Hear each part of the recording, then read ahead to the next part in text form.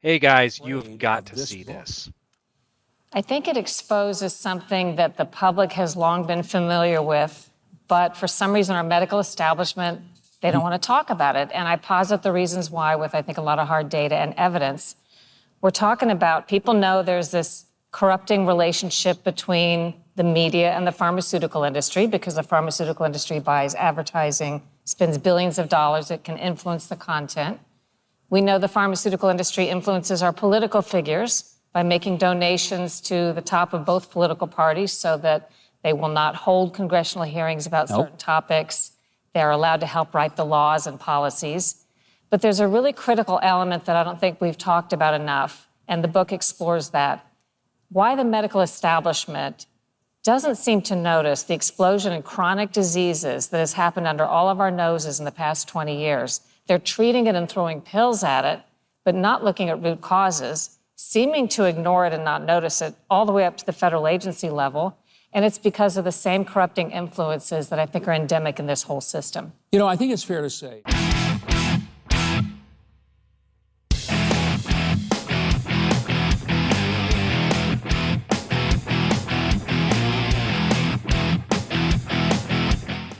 Hey carnivore hunters, this is Doug. And this is Rick. So we've got something that we kind of want to point out to y'all that I just feel like there's this great awakening happening around the keto carnivore community, and it's finally starting to gain momentum because of people like Sharyl Attkission. Sharyl used to be an investigative reporter with CBS. She now has her own show called Full Measure, and she's written this book called Follow the Science. Does that sound familiar to you guys? Follow the Science? Yeah, and I have an issue personally with I hate when people say follow the science or the science is settled. And here's why. That's not how science works. If people who are saying that, they don't know the first thing about science. Science is simply a method of asking questions. And to say the science is settled on anything is the most unscientific thing you could ever say. You know what I mean? If we're going strictly off of science, science is open to the possibility of the Earth being flat. So you're always open to, like, we could take in new information. Now, I don't believe that the Earth is flat. I want to put that out there right now. I don't believe it. I was in the Navy. I've been on ships in the middle of the ocean. I've been on planes that cross the ocean. I've seen the curves. I'm not saying that. However, as a person of science, I am open to, at some point, us learning new information that throws us a curveball that we never expected, and maybe there is some fourth dimension, and when that fourth dimension is taken into account, the Earth is flat. But of course, we will never perceive it that way. So do you see what I'm saying? So yeah, the problem is, and they mentioned this in this, if you were to watch the whole interview, how when you talk about all these 2, 3, 4-letter agencies that's run by the government, and even into the private sector now, we're losing faith in these institutions that we're supposed to have trust in, because the data that's provided is bought and paid for by one of the agencies to swing in their favor. And that's what a lot of what this book is about. Yeah. So, well, here's another clip with Sharyl. She's just talking about how we're really just expected to listen, do as we're told, and not ask any questions. Right. Well, follow the science turned into sort of a code word for don't listen to your cognitive dissonance, don't do your own research, just do what we're telling you to do. And I think a lot of people were awakened during COVID who had never really thought about these broader issues that we're trying to attack now about our chronic health disorders and the corruption in our medical establishment. Most people, I think, were like I used to be. You think your doctors know all the best science. You can't imagine researchers wouldn't tell the truth. You think peer-reviewed published studies are the gold standard. And it turns out that even by those whistleblowers inside the industry, we know none of that is necessarily true. The CDC. So there you are, guys. I mean, it's sad to say, and I hate to say it, but I don't even trust my own doctor anymore. And it's not their fault. It's the way they've been taught. All I know is how I feel much better since starting this carnivore lifestyle. And Doug and I have talked a lot about that over the last year, almost year and a half, about just, the inflammation's gone, all these ailments are gone. And I was going to the doctor to cure these ailments before, when all I ever had to do was change my diet. And, just like she says, Sharyl, she says that, there's blowers out there trying to get us the correct information so we can all quit taking these drugs that are making us more and more sick. Yeah, because they're not trying. Actually, there's no money in curing. All the money is in treating the symptoms, which is really what all of the drugs do.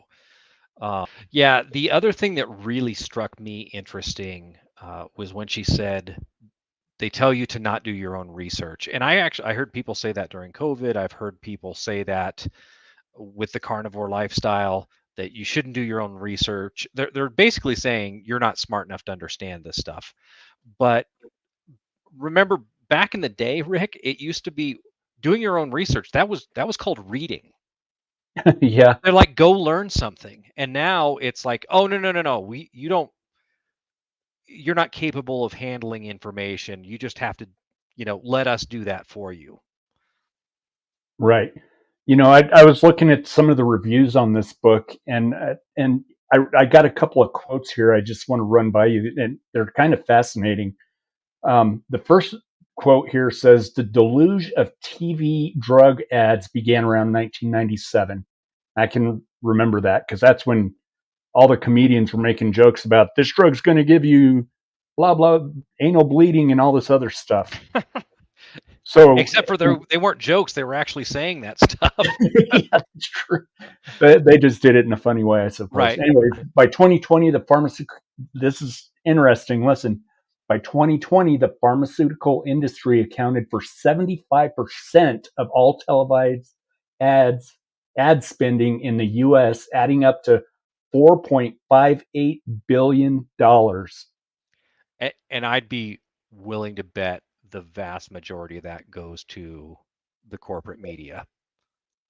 Yeah, so that they will. It doesn't matter if it's CNN or MSNBC or Fox or Newsmax or whoever else is out is far right on there, but they're all getting a piece of that pie. Yeah, the pharmaceutical industries are paying the media, and so and then the media is spreading the lies to us. We're the ones getting sick off it and paying for it, and the media and pharmaceutical industry, they're getting paid big time off of the illnesses they're putting into us. So Yeah. crazy. And Here's instead another of one. spending all the money on these drugs, you can just eat meat. It's amazing. Yeah. Here's another one. This a quote from somebody here. It says, "As I wrote in the smear is capitalized, so it must be a magazine or a newspaper or something.